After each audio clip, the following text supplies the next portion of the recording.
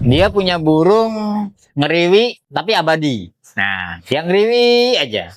Lama tidak naik-naik progresnya. Kemudian ada juga yang sudah mulai wiksar. Ada juga yang sudah mulai ngeplong tapi nggak gacor-gacor. Ini seperti apa perawatannya? Itu sering jadi polemik dan harus digimanakan, selalu jadi kontroversi dan perdebatan di antara sedulur kicau mania yang notabene sebetulnya karakter burung lain-lain dan perlakuannya harus berbeda-beda. Tapi Assalamualaikum warahmatullahi wabarakatuh. Kembali lagi bertemu bersama saya Wak Iwan Channel, mencetak burung biasa menjadi burung yang istimewa. Pak, punya saya kok ngeriwi aja nggak naik-naik, nih harus diapain? Kemudian ada juga yang bertanya, punya saya ngeplang-ngeplongnya tapi nggak gacor-gacor. Nah, itu kita bahas dari mulai yang burung yang sudah mulai ngeriwik. Pada dasarnya kalau sudah mulai mengeluarkan suara, walaupun itu bentuknya rewian, berarti burung itu sudah dalam kondisi yang sehat.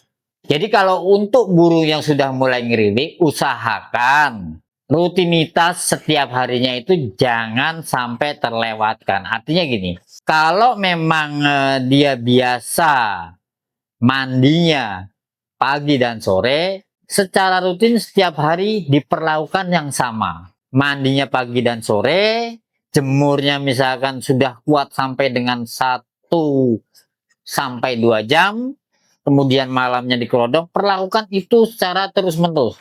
Yang paling utama justru setelah burung itu kita jemur, usahakan burung ditaruh atau digantang di tempat yang memang benar-benar nyaman dan dia suka di tempat itu.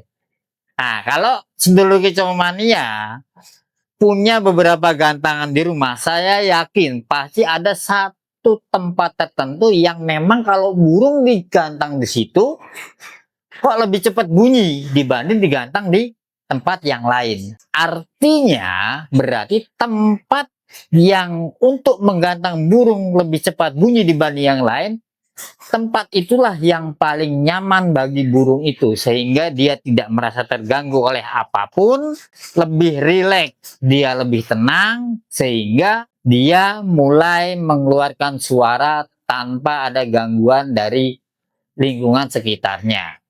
Bagi seluruh kicau mania yang memelihara burung di rumah, harus menciptakan satu tempat-tempat yang memang betul-betul nyaman untuk burung itu.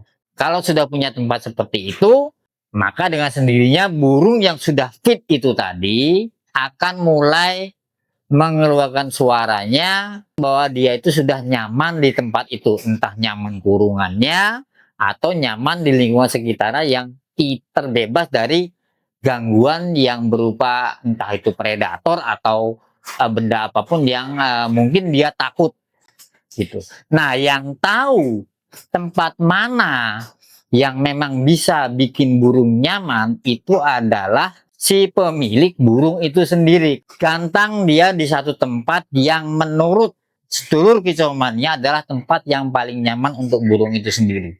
Untuk mempercepat dia semakin rajin ngeriwiknya menuju ke arah ngeriwik kasar, itu bisa juga dengan dipancing dengan suara-suara burung kecil, entah dari MP3 atau gemercik air. Nah, seperti itu. Kemudian bagaimana perlakuan burung saya? Sudah ngeplong-ngeplong nih, sudah buka paruh, tapi kok nggak gacor-gacor. Hari ini dia ngeplong beberapa kali, kemudian besoknya sama sekali nggak ngeplong, lain harinya dia lebih rajin. Jadi ritmenya itu bergelombang, tidak stabil. Nah, itu harus digimanakan. Untuk burung yang sudah mulai ngeplong, ada beberapa cara yang harus kita lakukan menurut pengalaman saya supaya dia lebih rajin ngeplongnya, keras bunyinya, sehingga cepat menuju ke arah gacor. Jadi kalau burung yang sudah mulai ngeplong itu menandakan burung itu sudah mulai keluar birahinya, karena dia sudah mengumumkan kepada sekitarnya dengan suaranya, ini ada saya di sini.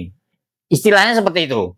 Kalau sudah mulai naik birahi seperti itu, berarti asupan nutrisi yang kita berikan harus jangan pernah diturunkan. Jadi kalau saya menakar burung, harus seberapa banyak kita beri extra fooding, terutama untuk burung yang baru-baru mulai ngeplong atau belum gacor ya, itu butuh nutrisi banyak yang jelas.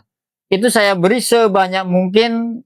Yang paling efektif menurut saya adalah ulet Hongkong putih itu tadi. Contoh, kita beri burung itu misalkan 20 ekor. Nanti kita hitung, dia habisnya berapa? Dari 20 yang kita berikan, misalkan dia habis 15. Berarti takaran dia untuk makan ulat Hongkong berarti 15 ekor. Yang 5 kita ambil. Kemudian besoknya kita tambahin, naikkan jadi 16. Tapi apabila dikasih 16, dia juga menyisakan satu itu tadi, tetap kita ambil. Usahakan setiap hari bisa naik satu persatu, pokoknya sebanyak-banyaknya sampai semaksimalnya dia makan. Karena dengan analisa saya, semakin banyak nutrisi atau protein yang masuk ke dalam tubuh dia, semakin cepat dia birahi, semakin gacor burung itu. Otomatis kalau nutrisi yang masuk itu semakin banyak, akan lebih fit juga burung itu. Yang satu dari segi fooding. Yang kedua, usahakan burung yang sudah mulai ngeplong, durasi antara di ablak dan di kerakat itu dibuat 50-50 kalau saya, pengalaman saya. Karena burung di kerodong itu akan menambah fitnya dia. Karena apa? Dia tidak kena angin, kemudian dia bisa tenang beristirahat dengan harapan saat dibuka dia langsung berbunyi. Kalau saya amati burung yang sudah gacor itu, tapi gacornya di kerodong sama dibuka itu akan berbeda. Tenaga yang dikeluarkan akan berbeda. Jadi biar penuh dulu casnya, setelah itu buka. Nanti dia akan ngeplong. Dengan catatan memang burung sudah sehat dan sudah waktunya memang birahinya sudah naik ya. Untuk burung yang sudah mulai ngeplong, kalau pengalaman saya, setelah dijemur, kemudian diangin-angin, nggak perlu lama angin-anginnya, setelah itu saya kerodong. Kemudian sore nanti kita buka lagi, saat dia mau mandi sore. Kalau memang burung, ya tipikal burung yang memang harus mandinya 2 kali, pagi atau sore. Beda cerita untuk burung beranjangan ya, karena beranjangan itu kan intensitas mandinya itu nggak mesti. Kadang ada yang seminggu sekali, karena memang dia tipikal burung yang memang tidak suka air. Begitu dulu hitungannya. Jadi perlakuan untuk burung yang baru mulai mengeluarkan suara, yang sudah mulai mengeluarkan suara tapi belum rajin, itu berbeda perlakuannya. Kalau istilah saya itu birahi ngunci. Nah, itu tahapan paling puncak dari burung yang disebut dengan bukan hanya gacor tapi konslet. Kalau kita dulu kita mana bilang tuh konslet. Burung tuh konslet. Kalau gacor itu baru rajin-rajin bunyi. Tapi kalau konslet itu nggak wayahan dia bunyinya. Dia berhenti cuma kalau makan dan minum. Nah, itu berarti itu sudah dalam tahapan, sudah di puncak kelima, burung itu sudah ngunci birahinya, dia harus sudah konslet. Adapun setelan masalah fooding dikurangi dan sebagainya, kalau sudah burung sudah ngunci, dikurangi pun itu hanya untuk mencari setelan, biasanya untuk pemain yang di gantangan atau di lapangan untuk lomba. Puncak klimaknya tetap harus kita capai dulu sebelum kita setel gitu. Ya kurang lebih seperti itu. Masih banyak lagi video-video yang kita bahas lebih tuntas lagi, kita breakdown lebih detail supaya permasalahan-permasalahan ada di dunia burung itu bisa kita pecahkan bersama dengan harapan kita pelihara bersama mencapai seperti apa yang kita inginkan. Jangan lupa like, subscribe, and comment. Tetap tenang, kuasai keadaan, ratakan. Assalamualaikum warahmatullahi wabarakatuh.